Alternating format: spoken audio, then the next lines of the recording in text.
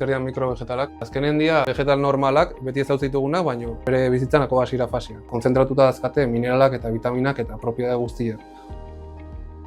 Asier eskolara sartu zen oso argiztekalako robotika eta agrikultura batzen zituen proiektu bat sortu nahi zuela. Duela 2 urte hasi ginen proiektu hau lantzen, ni Salesteretan ikasten nintzen bitartean. Ikastetxean hainbat aukera izan zituen bere ekintzailtza gaitasuna lantzeko eta bere ideia lantzeko ere bai. Sisteman punto fuertena da, ite deula kultibo guztia leku kontrolatutan, berez itxita daudana, hemen ez dia plaga izartzen. Parte hartu duen ekintzailtza sari, ideia, lehiaketa guztietan irabazten ari da.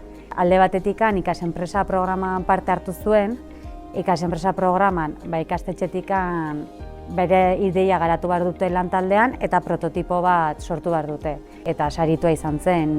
Beste aldetikan ere, Don Bosco sari nazionalean Zaragozara joan ziren aurkezpena egitera eta irabazi zuten.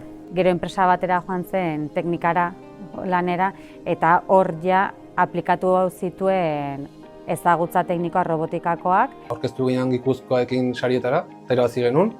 Gero bi Gipuzkoaren bidez aurkeztu ginen ekintzaile programara eta bai saria irabazi genuen.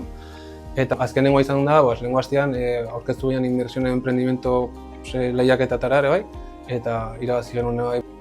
Negozio plan bat aurrera eramaten, planifikazio bat, ze garrantzitsua den komunikazioa, sare bat sortzea aurrera eramateko zure proiektua. Hori guztia oso inportantea bereziki proiektu bat aurrera eraman duzun lehen urteetan eta hori guztia jaso du bai urrats baten bidez edo ikastetxean izan dituen hainbat esperientzien bidez.